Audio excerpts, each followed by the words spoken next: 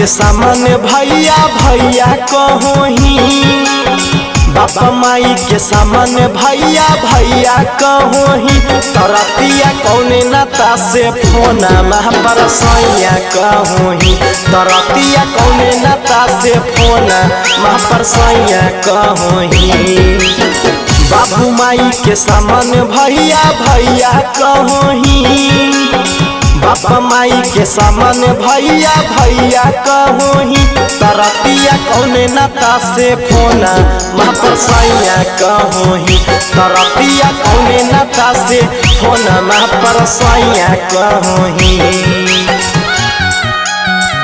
तरतिया कौने नाता से फोना मह पर सैया कहोही।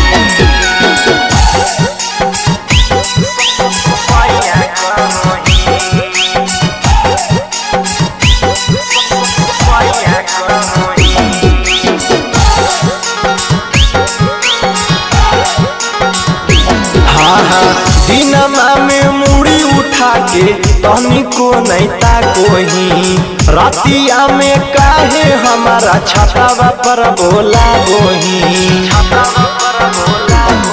गे दिनमा में मुड़ी उठा के तनिको नैता कोही, रतिया में काहे हमारा छतवा पर बोला गोही।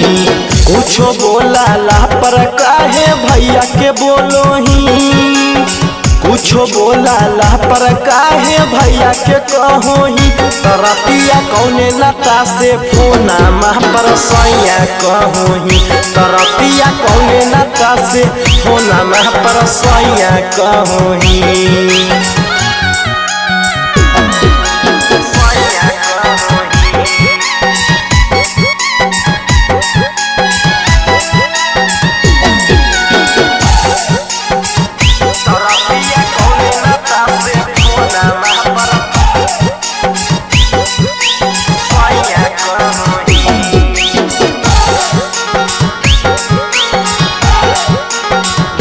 सुनना दिनमा में बनो ही अपने आप के सती सवितरी, रतिया में बोला वही काहे घरबा के भीतरी।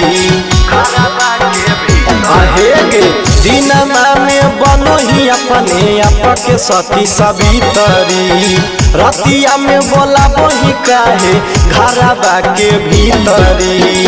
आर्यन अखिलेश के झूठे बड़ैया करोही, कुन दन दीवाना प्रदीप के बड़ैया करोही।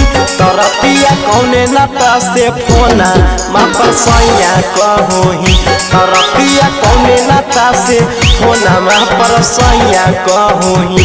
बताओ ना गे। Shivangi recording studio Rajgir.